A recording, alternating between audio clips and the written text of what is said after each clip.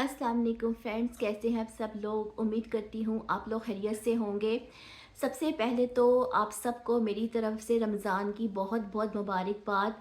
जो जो लोग मुझे सुन रहे हैं, जहाँ से सुन रहे हैं, देश परदेश में रहने वालों को और तमाम मुस्लिम उम्मा को रमज़ान की बहुत ज़्यादा खुशियाँ मुबारक हों।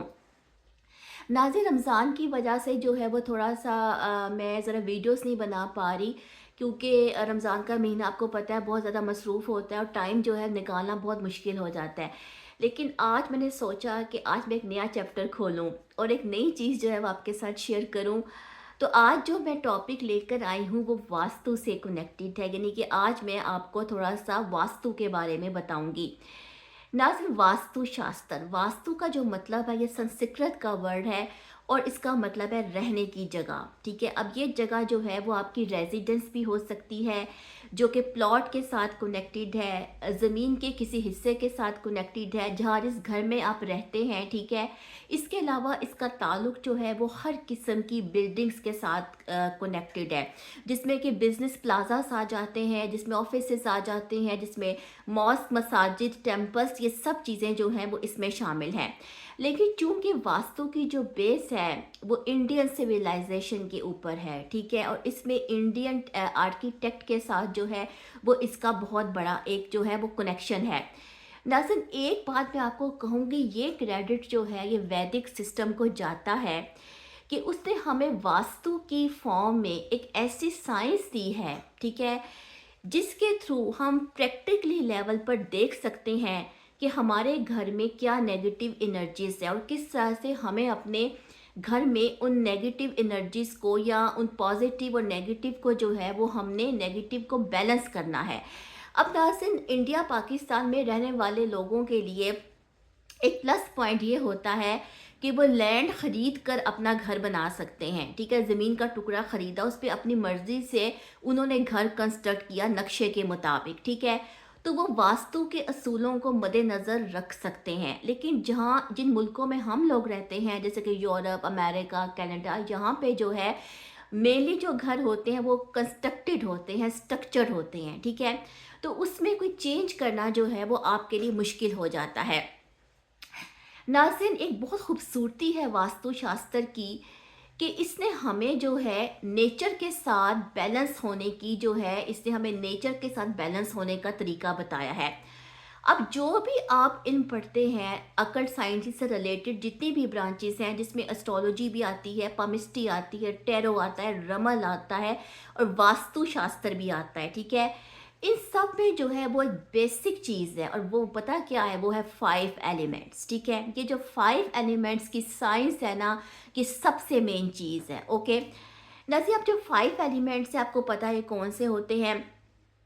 अर्थ, air, water, fire and space. ठीक है, अगर मैं अर्थ की बात करूं तो अर्थ का जो है, अर्थ के साथ दो मैग्नेटिक फोर्सेस होती हैं, north pole and the south pole. ठीक है, और वास्तु जो है वो हमें इसके बारे में ये बताता है कि दोनों पोल्स जो हैं अर्थ के, ये एक दूसरे को अट्रैक्ट भी करते हैं और एक दूसरे को रिपेल भी करते हैं।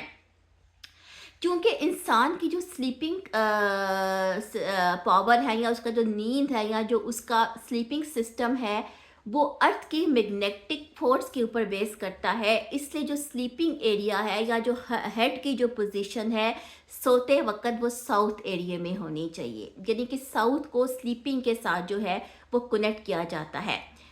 इसके अलावा नाज़रीन, जो फायर एलिमेंट है, ठीक है, फायर जो है वो एक बहुत बड़ी वाइटल फोर्स है। जो सूरज की रेज होती हैं वो आपके एक एनर्जी का, आपके लिए एनर्जी का बहुत बड़ा सोर्स है। ठीक है, अब वास्तु का प्रिंसिपल ये है कि जो सन की रेज होती हैं वो जब पानी के साथ उनका इंटरेक्ट होता है तो वो बेनिफिशियल इफेक्ट्स देती हैं।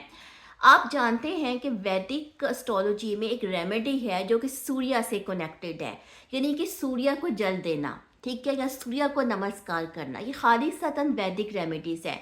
अब इसके पीछे साइंस जो है वो यही है कि इसके थ्रू जो है वो बेसिकली जल को और सूरज की रेस को इंटरकनेक्ट करके उसे बेनिफिशियल जो है वो असरात लिए जाते हैं। इसलिए वास्तु का प्रिंसिपल ये है कि जो नॉर्थ ईस्ट कॉर्नर है आपके घर में, ठीक है, वहाँ पे वाटर का सोर्स होना चाहिए। नॉर्थ ईस्ट कॉर्नर में वाटर का सोर्स होना चाहिए, लेकिन वहाँ पे जो है टॉयलेट नहीं होना चाहिए, ठीक है। अगर नॉर्थ ईस्ट में टॉयलेट हो, ठीक है, या ड्रेनेज का सिस्टम हो, जिसको कि सेप्टिक जो है वो वाटर टैंक कहते हैं, तो ये बहुत हार्मफुल होता है ह्यूमन हेल्थ के लिए, ठीक है। इसके बहुत नुकसानदेह असरात होते हैं। तो नाज़रीन, इस तरह से जो वास्तु है उसमें नेचर के इन कवानीन को जो है वो बैलेंस करने की तरगीब दिलाई गई है, और इसका असर जो है वो किसी घर में रहने वाले लोगों के ऊपर पड़ता है। इवन के जो इमारतें कंस्ट्रक्ट की जाती हैं, जो प्लाजास बनाए जाते हैं, इवन के स्कूल्स में भी जो है, स्कूल्स, कॉलेज, यूनिवर्सिटीज़ में, इन सब को जो है, इन असूलों को जो है वो मद्देनज़र रखना चाहिए, जो वास्तु के प्रिंसिपल्स हैं। और मैं समझती हूँ एक बहुत ही प्रैक्टिकल किस्म का नॉलेज है, जो कि हम सब के लिए जानना ज़रूरी है। बेशक वो लोग जो कि ज्योतिष नहीं भी पढ़ते ना, उनके लिए भी ये चीज़ जो है ये ज़रूरी है, क्योंकि घर जो है वो हर इंसान के लिए एक बहुत ही पीस की जगह होती है।